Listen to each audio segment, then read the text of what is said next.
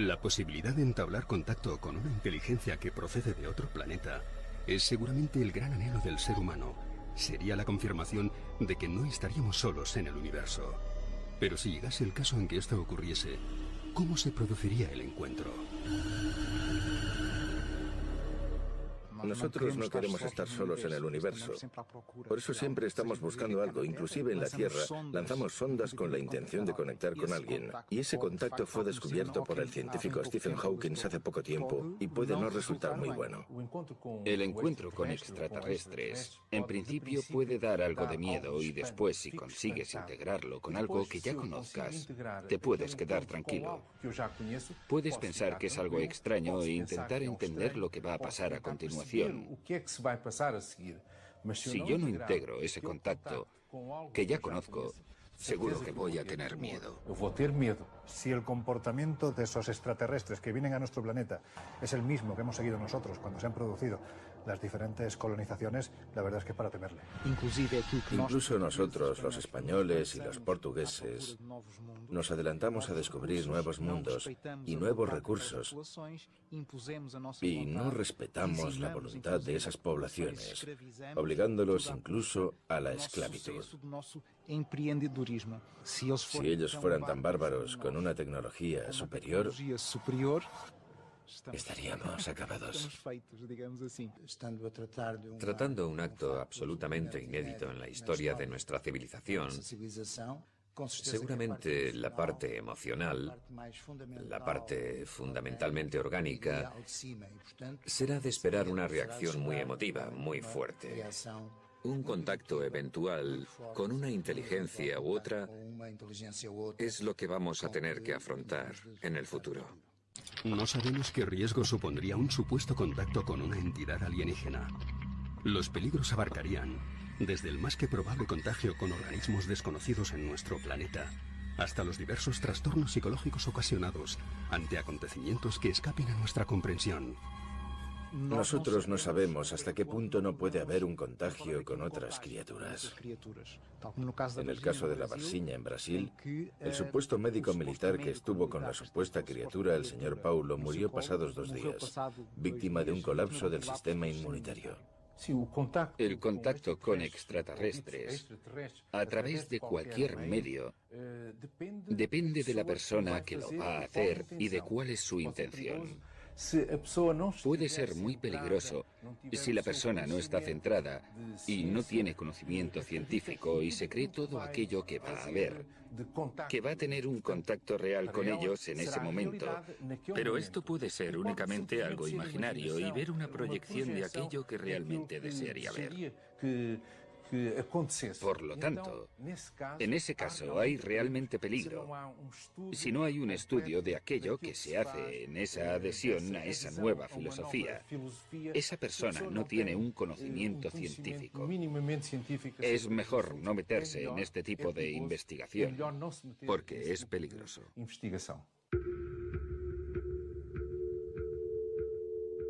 En el mes de junio de 1972, Joan Turo Vallès y José Félix Rodríguez Montero protagonizaron un suceso que todavía hoy sigue sin explicación. Por lo que sabemos, estaban convencidos de que habían conseguido contactar con seres del planeta Júpiter y creían saber la forma de poder reunirse con ellos.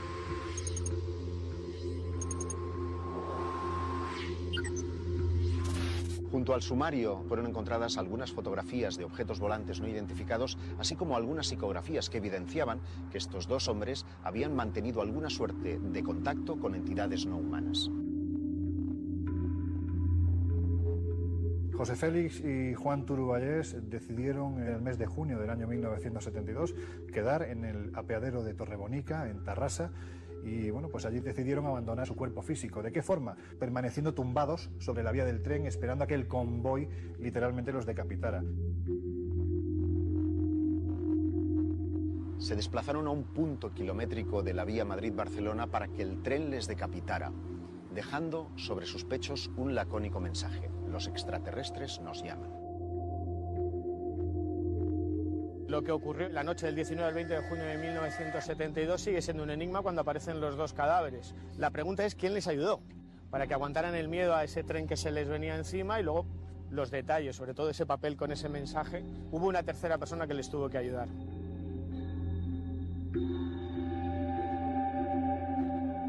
Parto de la idea de que el instinto de supervivencia haría que en el momento en el que tú intuyes la vibración del raíl, la aproximación del tren, el aviso luminoso, el aviso sonoro también del propio tren, entiendo que ese instinto de supervivencia haría que cualquiera de nosotros en ese último instante saltara, se desplazara, no permaneciera quieto. Persisten todavía más sombras que luces en este extraño suceso, que es el primer suicidio ritual acontecido en la península ibérica. Un suicidio que trajo consigo una larga polémica que se relacionaba con los hombres de negro, que se relacionaba con el querer silenciar a los ufólogos que incursionaban en el misterio de los ovnis.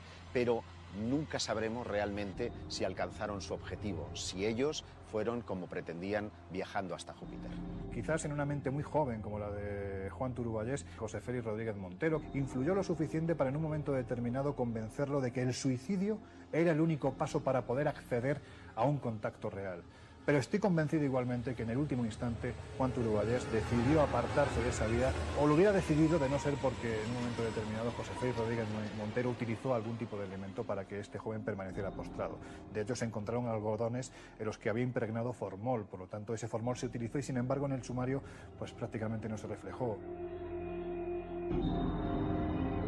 Yo creo que la única explicación es que ellos entraron en una vorágine contactil con seres supuestamente de otro planeta, y en el grupo en el que estaban, con una tercera persona, que es la clave de este enigma, decidieron quitarse la vida. ¿Hubo contacto real? En su génesis pudo haber algunas experiencias que a día de hoy no tengan explicación, pero fue un delirio propio de los años 70, con el mundo de los extraterrestres tan en auge en aquella sociedad. Yo creo que cuando uno llega a ese punto, a dar ese último paso, es porque su creencia es verdadera, es absoluta. Por lo menos para ellos, otra cosa es para los demás. ¿Podemos aventurar cuáles serían las intenciones de una civilización extraterrestre que arribase a la Tierra? Si acudiésemos a nuestra historia, diríamos que podrían venir en plan de conquista o exploración. Según los expertos, cualquiera de las dos posibilidades podría encerrar una más que posible amenaza. Un desconocido para nosotros será siempre un factor peligroso, una incógnita, que nos supondrá problemas de autodefensa, de preservación de la propia especie, incluyendo naturalmente la reacción armada, la reacción más emotiva, más emocional que he mencionado antes. Nosotros no sabemos si ellos vienen con una actitud de conquistar o de investigar. Ambas tienen peligro porque un investigador también nos puede hacer creer experiencias que nosotros sabemos bien qué resultado tienen. Y porque un conquistador nos puede querer aniquilar. Por eso, ambas situaciones pueden ser una amenaza. Pienso que en este caso nos podríamos colocar en la posición de las culturas amerindias cuando fueron visitadas por el descubridor europeo. La misma perplejidad, el mismo temor, la misma reacción, como si dijésemos a nivel de pánico y de autodefensa. Desde mi punto de vista, ni exploradores ni conquistadores. No creo que los ovnis sean naves de chapa que lleguen a este planeta en una misión exploratoria. Eso es un concepto muy humano. Es otra cosa mucho más compleja. Tiendo a pensar que tiene más que ver con inteligencias de otras dimensiones que de algún modo están interaccionando con los seres humanos desde el principio de los tiempos.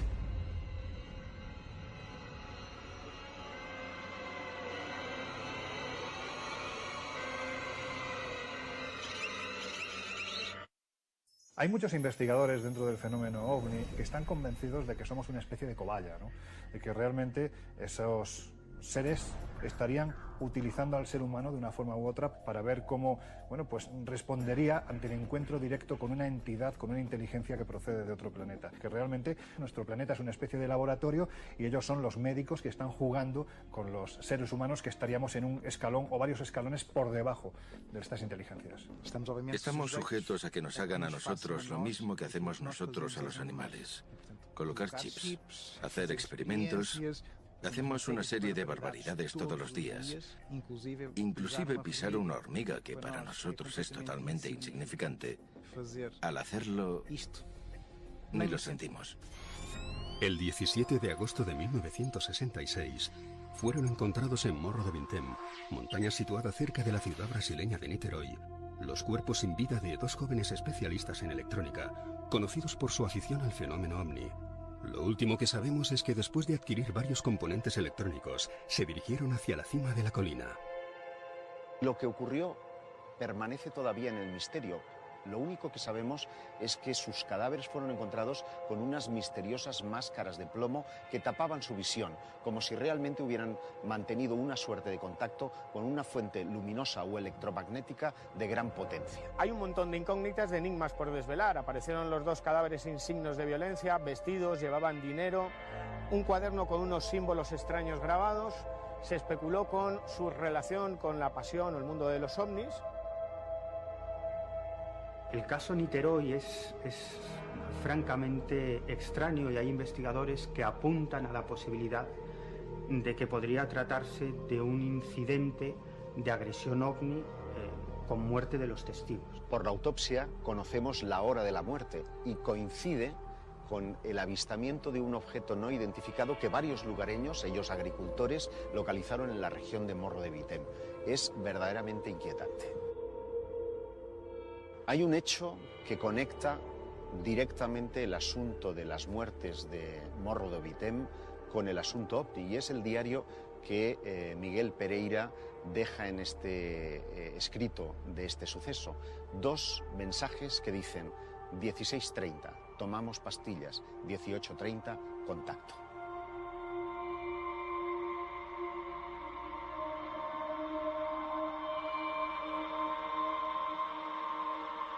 Imaginemos que todo es cierto, que hay grupos, colectivos, que mantienen contacto con seres de las estrellas a través de telepatía o de otros sistemas no físicos.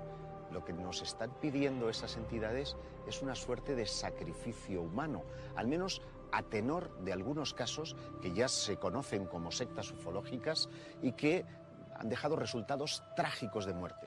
Cualquier secta tiene un peligro. Es un conjunto de personas que vive en una situación cerrada, donde el líder tiene un poder terrible sobre los otros y no permite intercambio de información con el exterior. Yo diría que en cualquier secta es un peligro entrar, sea de tipo político, religioso o de creencias extraterrestres. Uno de los casos más conocidos es el de Heaven's Gate, ¿no? El de la Puerta del Cielo, que en realidad se trataba de un grupo de personas, un grupo sectario, que acabó suicidándose porque creían que una nave extraterrestre llegaba a la Tierra protegida por un meteorito y que tenían que abandonar sus cuerpos para subir en espíritu a ese ovni. Otro suceso trágico es el de la Orden del Templo Solar, en un cantón de Bélgica y también en Quebec, en Canadá, donde sus miembros fueron todos literalmente asesinados. Si hay un caso en el que los expertos han defendido a capa y espada que se produce la intervención directa de unos extraterrestres que de una forma u otra están experimentando con una serie de retrovirus que se les escapan y que finalmente acaban con la vida de una persona, concretamente con la vida de Margot Shelley, la hija de la marquesa Ruiz de Liori, pues es el caso célebre de la mano cortada. Parece tener una especie de conexión con una parcela muy concreta del asunto OVNI, que es el planeta Humo. Por una carta que estos presuntos extraterrestres mandan a una serie de contactados en el año 71, se establece que unos misteriosos médicos nórdicos habrían amputado la mano de su hija Margot. Una mano que efectivamente apareció junto a otros objetos verdaderamente truculentos en su casa de Albacete. Lo que se nos dice es que hay dos personas ataviadas con batas blancas, con el cabello largo, rubios. Sería una representación muy típica de lo que eran los extraterrestres para los contactados, especialmente en la década de los 50-60 del pasado siglo. Se dice que esos hombres de aspecto eslavo estuvieron trabajando en los sótanos de la casa que la marquesa tenía en Albacete, concretamente en la calle Mayor, y estuvieron experimentando con seres humanos, también con animales. Como es lógico, la policía no entiende de extraterrestres y Margarita Ruiz de Liori terminó siendo detenida por este suceso.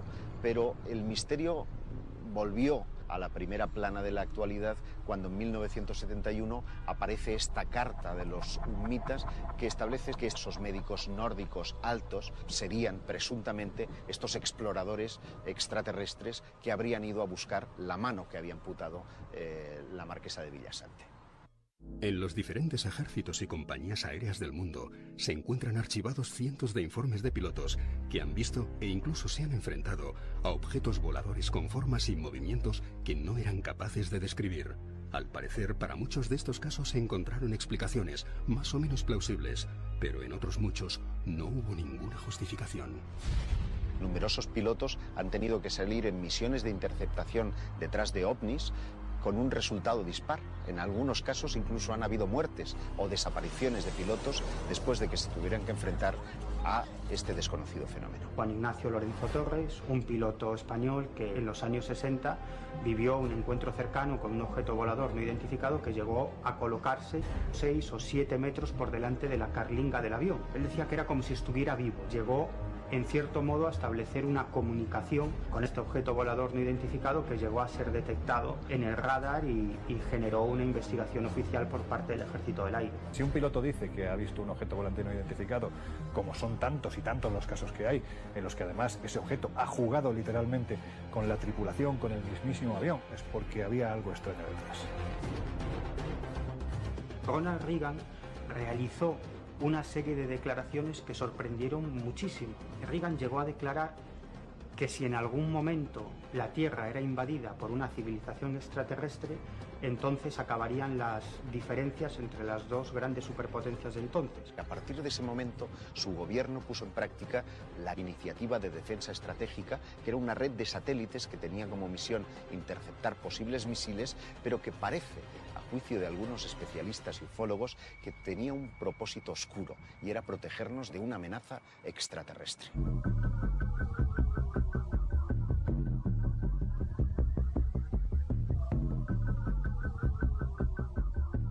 Al final de la Segunda Guerra Mundial, incluso en los países escandinavos se dieron una serie de avistamientos de objetos voladores con una serie de características increíbles que ni siquiera fueron denominados como ovnis porque no existía esa palabra, eran conocidos como cohetes fantasma.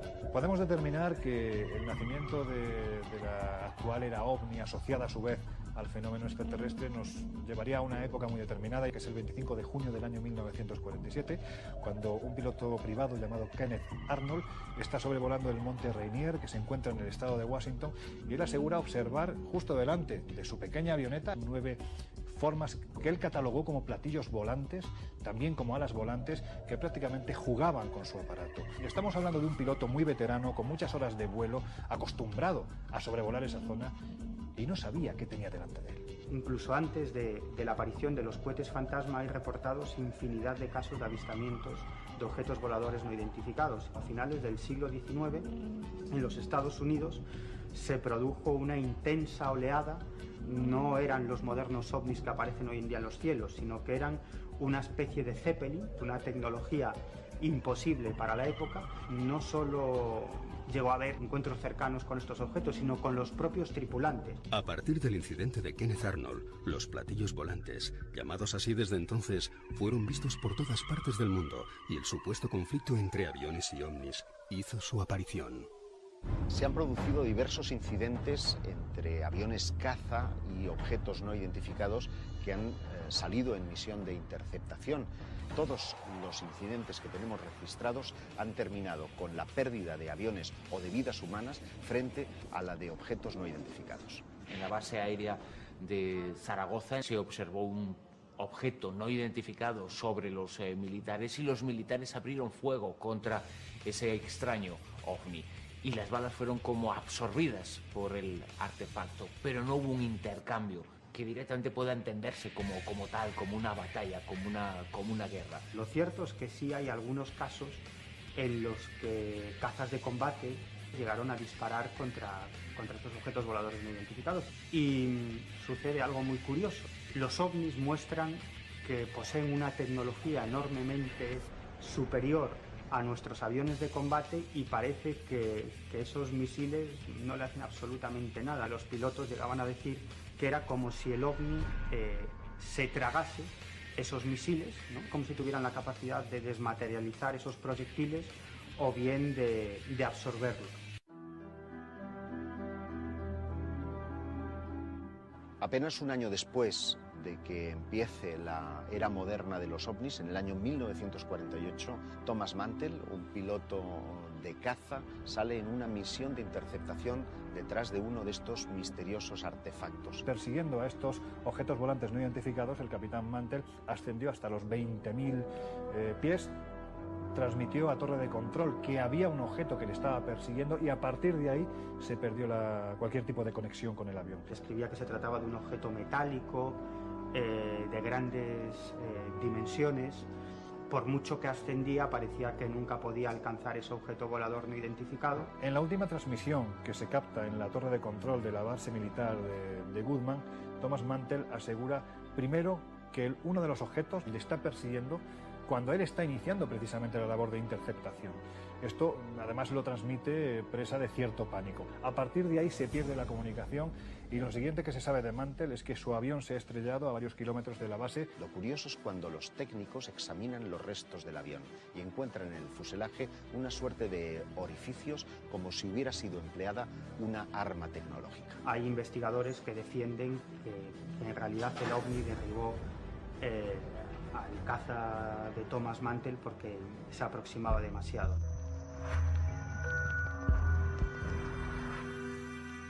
En 1957, durante un vuelo de instrucción nocturna, el capitán Lemos Ferreira, acompañado de los 3 miembros de su tripulación, observaron que lo que al principio parecía ser un planeta se convirtió en un objeto luminoso de grandes dimensiones que permaneció inmóvil delante de su aeronave. Tenemos aquí 4 personas cualificadas con una alta capacidad para el vuelo nocturno, que se enfrentaron a un fenómeno luminoso que creció y aumentó su dimensión y causó perplejidad contra la naturaleza, contra su origen, y que también llegó a poner en riesgo la propia vida de los 4 pilotos que se encontraron.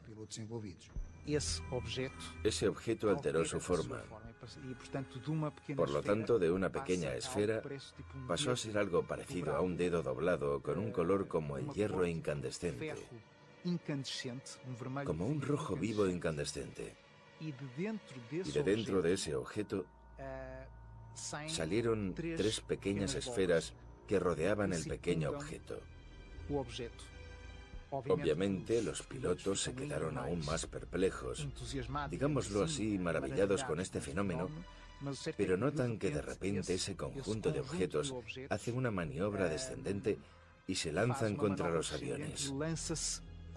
Si el avión viene así, el objeto se lanza contra él. Obviamente los aviones tuvieron que hacer todos maniobras de emergencia para no chocar no solamente contra el objeto, sino también contra ellos mismos. La cuestión fundamental ahí es que las leyes de la física muchas veces pensamos que son inmutables y eso no es verdad. Cuando observamos las leyes de la física y nos preguntamos si esto convive con estas leyes físicas o no, es como si nos estuviéramos preguntando si realmente hay algo que coincida con la realidad, partiendo del principio que nosotros conocemos como idealidad. La propia Fuerza Aérea emitió un comunicado escrito en el que, en fin, atestaba la competencia de los pilotos que tenían decenas de horas de vuelo. Por lo tanto, eran personas lúcidas, capaces, y por ello no ponían en duda lo que había ocurrido, pero tampoco sabían explicar lo sucedido.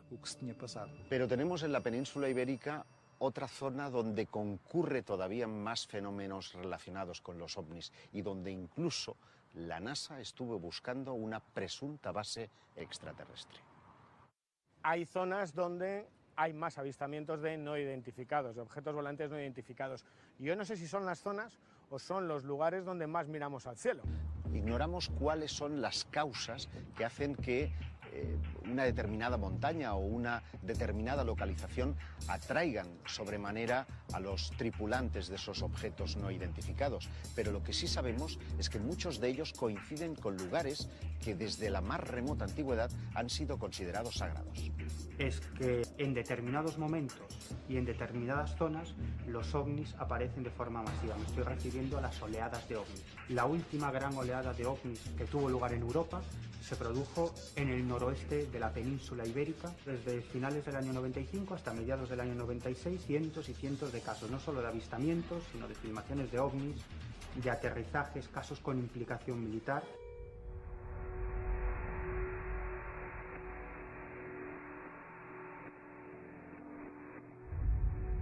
En la península ibérica existe una zona concreta donde se producen un gran número de casos relacionados con el fenómeno ovni. Es el llamado Triángulo del Silencio, que se encuentra entre la desembocadura del Ebro y la isla de Esvedra. A partir del año 1976 se empiezan a recoger una serie de testimonios, primero por parte de submarinistas que acuden a la zona y que referencian cómo debajo de las aguas están observando unas luces muy extrañas. También se habla de golpes muy fuertes, sonidos muy extraños. Es un área parecida a lo que ocurre en el Triángulo de las Bermudas, donde tienen lugar avistamientos de ovni de una forma muy frecuente, de objetos submarinos no identificados que emergen del mar y que son avistadas por pescadores, y también de misteriosas desapariciones. Hay un campo magnético muy fuerte aquí en Baleares. Sóller hace unos años era el pueblo de España que más radioactividad tenía. La Sierra de Tramontana tiene una composición de hierro, o sea, es prácticamente todo hierro, y el fondo de la isla es cuarzo. A lo mejor esto sí tiene una frecuencia vibratoria que atrae o facilita este tipo de manifestaciones. Quizás dentro del fenómeno OVNI hay una ramificación mucho más extraña todavía, que es el conocido como fenómeno OSNI, objetos submarinos no identificados. Porque sí es cierto que son muchos los testimonios, no de ahora, sino podemos remontarnos cientos de años atrás. Hay crónicas en las que se referencia precisamente cómo esos objetos luminosos no solo salen de las aguas, sino que incluso en ocasiones llegan a introducirse las mismas, lo que ha dado pie a que sean muchos los testigos, también los investigadores, que piensen que debajo del agua puede haber bases supuestamente extraterrestres. O sea, aquí en Mallorca, en esta zona también, periódicamente se escuchan unos ruidos en las profundidades del mar y son como unos impactos metálicos que se escuchan. En el litoral balear, los submarinistas han detectado misteriosos sonidos metálicos. Muchos pescadores han visto emerger bolas de luz que salían del mar. En los años 70, la propia NASA estuvo cartografiando el fondo marino pensando que posiblemente pudiera albergar una suerte de base extraterrestre. Luego te das cuenta que aquí en Sóller esto de ver ovnis es un hecho muy común. Me fui encontrando con casos pues, de gente, cazadores, por ejemplo, pues, que estaban yendo por una zona que se llama Esbarranc, yendo a cazar a las 4 de la mañana y ven un ser, ¿no?, que está flotando y sale un foco de su plexo solar hacia ellos. Estos dos señores que van con un perro pues se asustan, iban armados con escopetas, claro, y le disparan, pero aquello ni se inmuta, ¿no? Notan que se empieza a elevar y finalmente aquello se transforma en una masa de luz, una esfera grande, y sube lentamente y se aleja. El 11 de noviembre de 1979 despegó del aeropuerto de Son San Joan un supercarabel de la compañía TAE con destino a las Islas Canarias. Cuando sobrevolaba el Triángulo del Silencio, emergió del mar un objeto no identificado que obligó al aparato a tomar tierra en el aeropuerto de Valencia. Este incidente dio lugar al conflictivo Expediente Manises.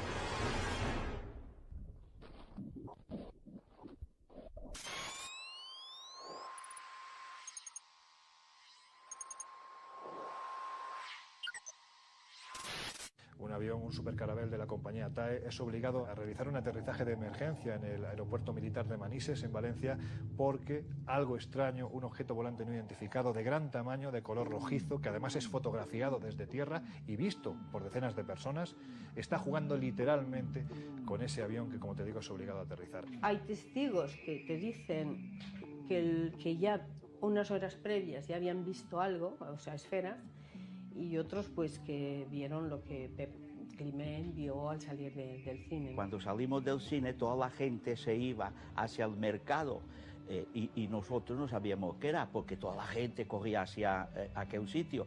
Cuando yo llegué a la altura del sitio que estaba la gente es cuando vi una bola muy luminosa como un balón encima de la montaña. Y como tenía el coche aparcado ahí, en el sitio, pude coger la cámara de fotografiar y pude hacer 2 fotografías. El comandante Javier Lerdo de Tejada observa algo a la izquierda de su avión, que efectúa una serie de maniobras muy extrañas. En ese momento se pone en contacto con la torre de control del aeropuerto de Barcelona. Tenemos 3 señales de luces rojas, como a unas 3 millas a las 10 de nuestra posición. Aproximadamente a la misma altura. A las 10 de la posición, a unas 3 millas a la izquierda de su posición ahora. Afirmativo. Y 3297, ¿me confirman las luces están en el mar o están en el aire? El avión es un tráfico y está aproximadamente a nuestra altura. Ahora estamos librando nosotros 250. Este tráfico andará por entre 23 y 26. Vivae 297, ¿me confirma si va en su misma dirección? Afirmativo, lo tenemos cada vez más cerca.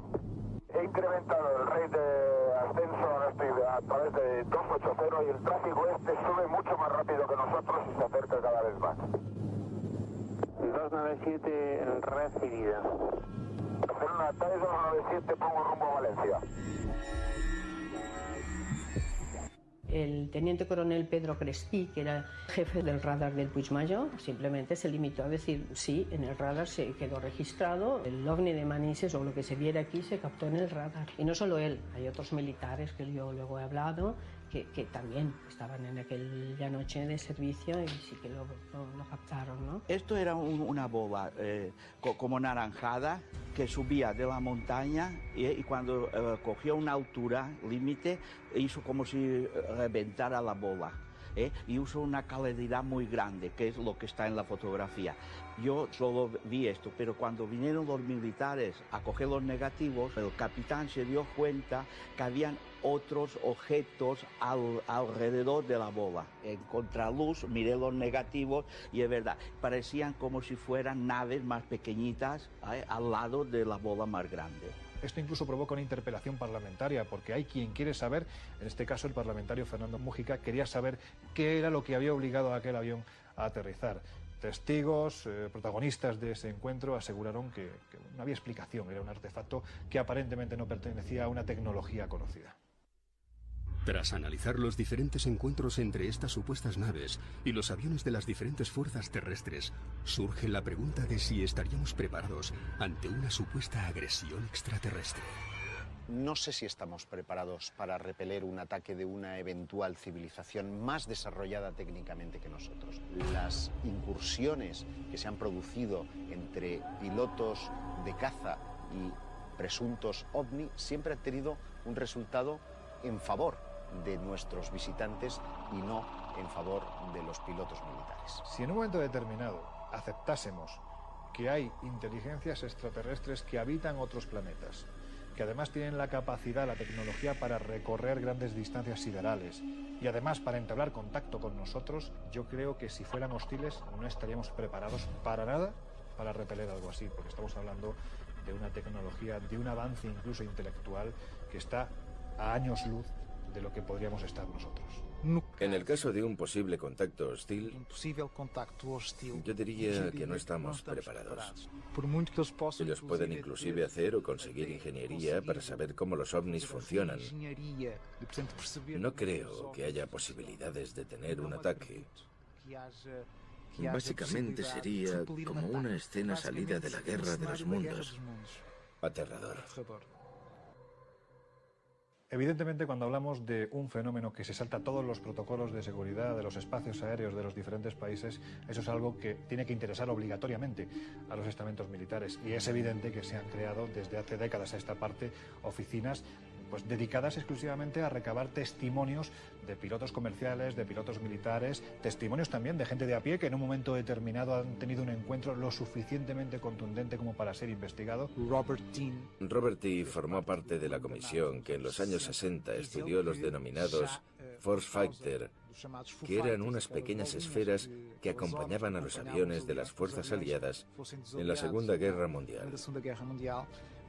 La comisión ya había hecho una estimación o valoración de la posible defensa. Si eso fue en los años 60, Estamos en 2014. Con seguridad estarán mucho más avanzados. Pero hay un elemento, diría, más inquietante, y es que hay rumores que apuntan a que la propia NASA o la Agencia Espacial Europea tendría departamentos al uso para el estudio y prevención de lo que hemos dado en llamar fenómeno ovni. Sucedió hace 50 años, pero es la primera vez que lo cuenta públicamente.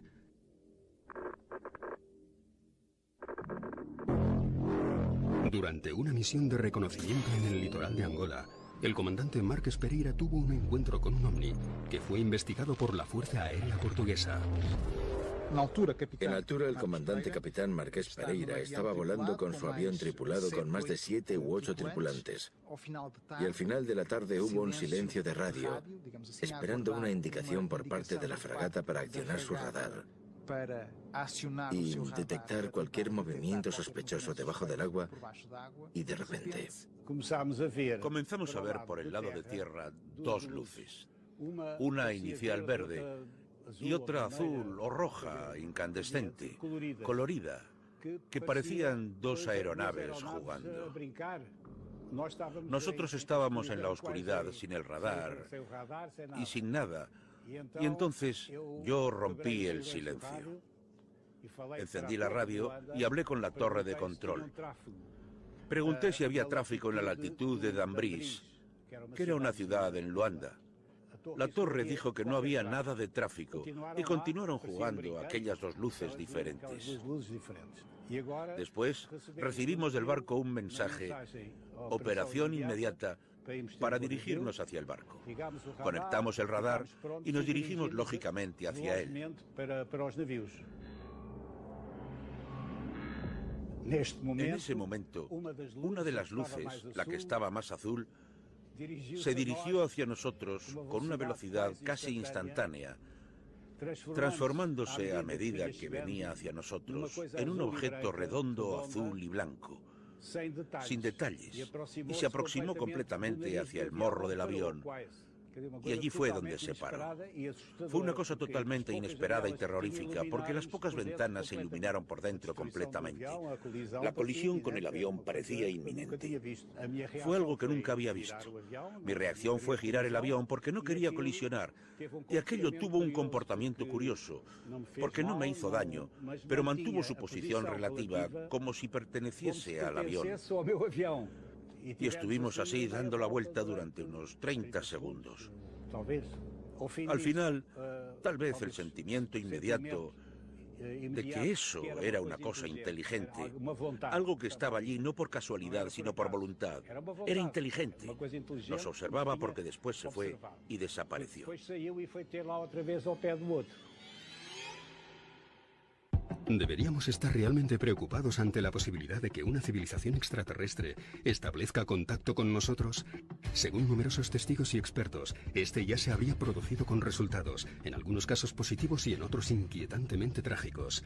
Habría que preguntarse si nuestro concepto de bondad y maldad se puede extender a los confines de nuestro universo. Si quisieran ponerse en contacto con nosotros, estoy convencido de que ya lo habrían hecho. Yo creo que no se trata de una fantasía, por lo menos a nivel subjetivo. Cada persona tiene su realidad, y para esa persona esto ha sido muy real. Es una posibilidad. Ese proyecto de contacto, teniendo en cuenta ese desenvolvimiento a nivel cultural de nuestra conciencia, ante la posibilidad de que las próximas décadas ofrezcan sorpresas completamente inesperadas. A mi juicio no hay extraterrestres buenos o extraterrestres malos, pero sí hay un mensaje claro. Si quieres contactar, ten cuidado, porque el resultado puede ser fatal.